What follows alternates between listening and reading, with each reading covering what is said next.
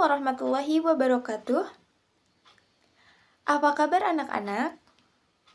Baik, seperti yang telah kita sepakati bahwasannya pembelajaran kali ini tidak dilaksanakan secara tatap muka, melainkan melalui via Google Meet. Meskipun dengan via Google Meet, mudah-mudahan kalian tetap menyimak dan memperhatikan pembelajaran kali ini dengan sungguh-sungguh. Sebelum pembelajaran dimulai, alangkah baiknya kita berdoa terlebih dahulu. Berdoa dalam hati dimulai. Berdoa selesai. Selanjutnya, Ibu akan absen terlebih dahulu. Untuk itu, dimohon semuanya untuk on cam. Nah, siapa yang tidak menjawab hadir pada saat namanya disebut, maka dianggap tidak hadir. Bagaimana? Sepakat? Baik. Delva Faiha. Dali Anzainah hadir. Putri Diasti hadir. Nur Halimah hadir. Ira Zahra hadir. Baik, alhamdulillah semuanya hadir. Materi kali ini yang akan kita bahas yaitu mengenai tokoh-tokoh pembaharuan Islam. Nah, ada yang masih ingat materi pertemuan kemarin? Ya, Ira? Ya, betul. Materi kemarin yaitu membahas tentang pengertian pembaharuan Islam. Apa sih pembaharuan dalam Islam? Ya, Nur Halimah? Nah, betul sekali. Itu menandakan bahwa kalian masih mengingat materi pada minggu kemarin. Kali ini tujuan pembelajaran yang harus kalian capai yaitu pertama, peserta didik mampu memahami tokoh-tokoh pembaharuan Islam dan ide-ide pembaharuannya. Kemudian, peserta didik mampu memahami nilai positif dan gerakan pembaharuan dalam Islam. Kita lihat dulu peta konsep dalam sejarah pembaharuan Islam. Nah, yang pertama itu pengertian pembaharuan Islam yang telah kita bahas pada minggu kemarin. Kemudian yang akan kita bahas pada pertemuan kali ini yaitu tokoh-tokoh pembaharuan Islam dan pemikiran tokoh-tokoh pembaharuan dalam Islam. Kita akan ulas sedikit materi minggu kemarin yaitu mengenai definisi pembaharuan.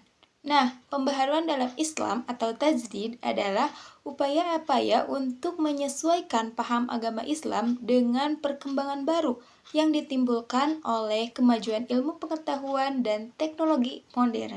Nah, selanjutnya kita masuk pada materi pertemuan kali ini, yaitu mengenai tokoh-tokoh pembaharuan Islam.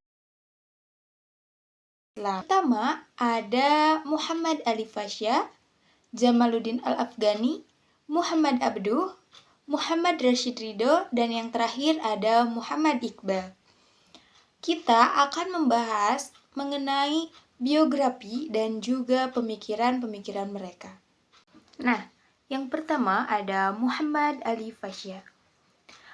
Beliau lahir pada bulan Januari tahun 1765 di Kawala, Albania, Yunani, dekat pantai Makedonia, dan meninggal di Alexandria, Mesir pada tahun 1849. Daerah tersebut merupakan wilayah kekuasaan Daulah Utsmani. Nah, ayahnya bernama Ibrahim Aga. Beliau adalah orang yang cerdas dan tangkap. Awalnya dia menjadi pemungut pajak, lalu diangkat menjadi menantu gubernur. Nah, setelah masuk militer, dia menjadi wakil perwira dan masuk area Mesir. Setelah tentara Prancis keluar dari Mesir di tahun 1801, Muhammad Ali Pasha terus memainkan peran penting dalam dunia politik. Nah, ada beberapa pemikiran dari Muhammad Ali Pasha. Yang pertama ada pada bidang militer, yang kedua ada bidang ekonomi dan sosial, dan yang terakhir pada bidang pendidikan. Pada bidang militer, Ali Pasha membangun sekolah militer, mengimpor persenjataan dari Eropa, membuat peraturan militer yang dikenal dengan Nizam al-Jadid, dan yang terakhir, wajib militer bagi kaum petani. Masuk kepada bidang ekonomi dan sosial, beberapa pemikiran Muhammad Ali Pasha ini yaitu membangun sistem irigasi, penanaman kapas, dan meneruskan pembangunan atau penggunaan saluran kuno penghubung Alexandria hingga Sungai Nil. Nah, dan yang terakhir pada bidang pendidikan. Pada bidang pendidikan ini, Muhammad Ali Pasha membangun beberapa sekolah.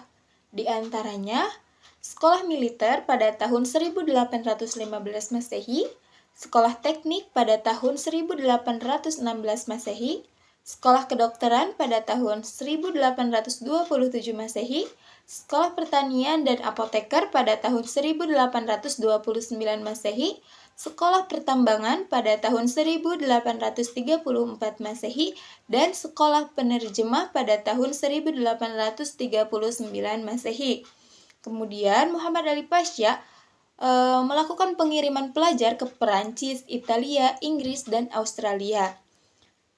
Dan penerjemahan buku-buku, menerbitkan majalah Al-Waqa'i Al-Misriyah. Kemudian yang kedua, tokoh pembaruan Islam ada Jamaluddin Al-Afghani. Jamaluddin Al-Afghani dilahirkan di Asadabad dekat Kanar di distrik Kabul, Afghanistan pada tahun 1838 Masehi. Ayah Al-Afghani adalah Sayyid Sa'd yang dikenal dengan gelar Sadar Al-Husaini. Beliau keturunan Husain ibnu Ali radhiyallahu anhu dari pihak Ali At-Tirmidzi. Al-Afghani menguasai beberapa keilmuan, di antaranya yaitu ilmu keagamaan, filsafah, hukum, sejarah, metafisika, kedokteran, sains, astronomi, dan juga astrologi. Al-Afghani pernah menjadi asisten Pangeran Dost Muhammad Khan. Kemudian pada tahun 1864, Al-Afghani diangkat menjadi penasihat Sir Ali Khan. Dan beberapa tahun kemudian, diangkat menjadi Perdana Menteri oleh Muhammad A'zam Khan. Dan ketika Inggris melakukan ekspansi dan ikut campur dengan pemerintahan, Al-Afghani pindah dari Kabul ke Mekah. Nah, beberapa pemikiran Jamaluddin Al-Afghani tentang pembaruan Islam adalah: pertama, kemunduran umat Islam tidak disebabkan karena Islam tidak sesuai dengan perkembangan zaman dan perubahan kondisi. Kemunduran itu disebabkan oleh berbagai faktor. Kemudian yang kedua, untuk mengembalikan kejayaan pada masa lalu dan sekaligus menghadapi dunia modern, umat Islam harus kembali pada ajaran Islam yang murni. Dan Islam harus dipahami dengan akal serta kebebasan. Kemudian yang ketiga, pemikiran Jamaluddin Al-Afghani yaitu corak pemerintahan autokrasi dan absolut harus diganti dengan pemerintahan demokratis. Kepala negara harus bermusyawarah dengan pemuka masyarakat dan berpengalaman. Dan yang terakhir, tidak ada pemisah antara agama dan politik. Pan-Islamisme atau rasa solidaritas antara umat Islam harus dihidupkan kembali. Kita lanjut pada tokoh yang ketiga, yaitu Muhammad Abduh. Nah, Muhammad Abduh lahir di Pedusunan Delta Nil, Mesir pada tahun 1849. Ayahnya bernama Abduh Hasan Khairullah, berasal dari Turki yang telah lama tinggal di Mesir.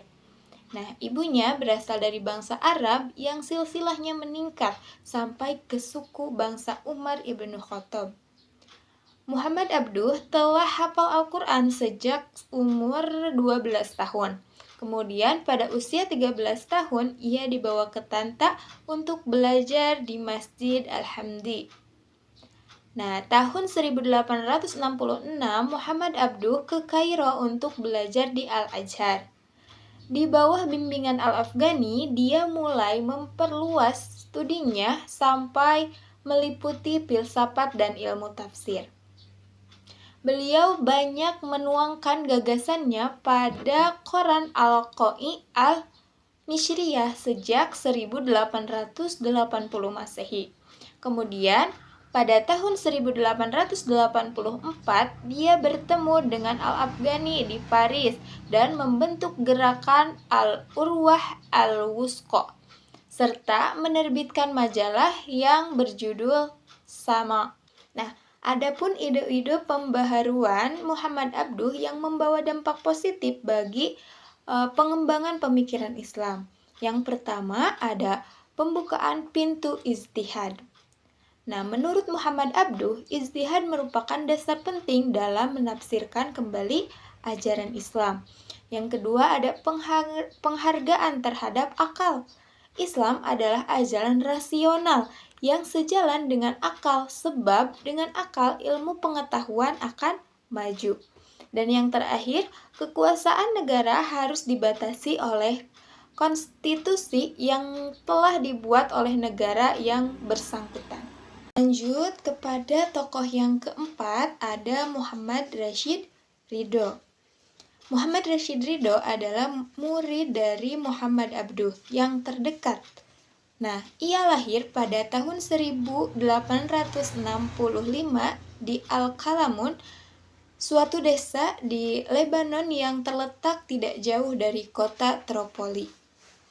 Menurut keterangan, ia berasal dari keturunan Al-Husain, cucu Nabi Muhammad SAW. Muhammad Abduh adalah inisiator diterbitkannya majalah Al-Manar.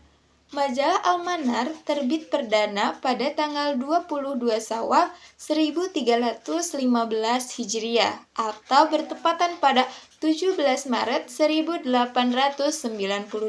Masehi. Majalah ini terbit secara berkala, memuat 8 halaman dalam satu edisinya. Muhammad Rashid Ridho berinisiasi untuk menulis materi-materi kuliah Muhammad Abduh yang nantinya menjadi tafsir Al-Manar. Ada beberapa pemikiran Muhammad Rashid Ridho dalam pembaruan Islam. Yang pertama, sikap aktif dan dinamis di kalangan umat Islam harus ditumbuhkan. Kemudian, umat Islam harus meninggalkan sikap dan pemikiran kaum Jabariyah. Yang ketiga, akal dapat dipergunakan untuk menafsirkan ayat dan hadis tanpa meninggalkan prinsip umum. Kemudian, umat Islam menguasai sains dan teknologi jika ingin maju. Kemudian, kemunduran umat Islam disebabkan banyaknya unsur bid'ah dan khurafat yang masuk ke dalam ajaran Islam. Kebahagiaan dunia dan akhirat diperoleh melalui hukum yang diciptakan Allah Subhanahu wa Ta'ala. Kemudian perlu menghidupkan kembali sistem pemerintahan khalifah. Dan khalifah adalah penguasa di seluruh dunia Islam yang mengurusi bidang agama dan politik. Dan yang terakhir, khalifah haruslah seorang mujtahid besar dengan bantuan para ulama dalam menerapkan prinsip hukum Islam sesuai dengan tuntunan zaman. Nah, masuk pada tokoh yang terakhir yaitu ada Muhammad Iqbal. Muhammad Iqbal ini lahir di Sialkot pada tahun 1876. Nah, untuk meneruskan studi, ia kemudian pergi ke Lahore dan belajar di sana sampai memperoleh gelar kesarjanaannya MA. Kemudian pada tahun 1905, ia pergi ke negara ini dan masuk di Universitas Cambridge untuk mempelajari filsafat. 2 tahun kemudian, ia pindah ke Munich di Jerman dan disinilah ia memperoleh gelar PhD. Pada tahun 1908, ia kembali ke Lahore menjadi pengacara dan juga sebagai dosen filsafat. Pada tahun 1930, ia memasuki kancah politik dan pada usia 62 tahun beliau meninggal pada tahun 1938. Pemikiran Muhammad Iqbal tentang pembaruan Islam adalah yang pertama, ijtihad mempunyai kedudukan penting dalam pembaruan Islam dan pintu ijtihad tetap terbuka. Yang kedua, umat Islam perlu mengembangkan sikap dinamisme. Dalam siarnya, ia mendorong umat Islam untuk bergerak dan jangan tinggal diam. Yang ketiga, kemunduran umat Islam disebabkan oleh kebekuan dan kejumudan dalam berpikir. Yang keempat, hukum Islam tidak bersifat statis tetapi dapat berkembang sesuai perkembangan zaman. Yang kemudian, umat Islam harus menguasai sains dan teknologi yang dimiliki Barat. Dan yang terakhir, perhatian umat Islam terhadap zuhud menyebabkan kurangnya perhatian terhadap masalah-masalah keduniaan dan sosial kemasyarakatan. Alhamdulillah, materi kali ini telah selesai disampaikan. Sebelum Ibu tutup, apakah ada yang ingin ditanyakan? Baik, kalau tidak ada, Ibu akan menyimpulkan materi kali ini. Jadi, pembaruan dalam Islam atau disebut juga dengan tajdid adalah upaya-upaya untuk menyelesaikan paham keagamaan Islam dengan perkembangan baru yang ditimbulkan oleh kemajuan ilmu pengetahuan dan teknologi modern. Ada beberapa tokoh yang terlibat dalam pembaruan Islam. Yang pertama ada Muhammad Ali Fasya, yang kedua ada Jamaluddin Al-Afghani, kemudian ada Muhammad Abduh, ada Muhammad Rashid Ridho, dan yang terakhir ada Muhammad Iqbal. Mereka memiliki pemikiran-pemikiran yang telah tadi disampaikan. Nah, sebelum Ibu tutup, Ibu akan memberi tugas untuk dikumpulkan minggu selanjutnya, yaitu untuk membuat meme mapping tentang materi yang tadi Ibu sampaikan dengan kelompok yang telah dibagikan pada pertemuan sebelumnya. Alhamdulillah, pembelajaran kali ini telah selesai. Mudah-mudahan kalian dapat memahami materi yang Ibu sampaikan dengan baik. Ibu ucapkan terima kasih kepada kalian yang telah meluangkan waktu untuk mengikuti pembelajaran kali ini. Ibu akhiri, wassalamualaikum warahmatullahi wabarakatuh.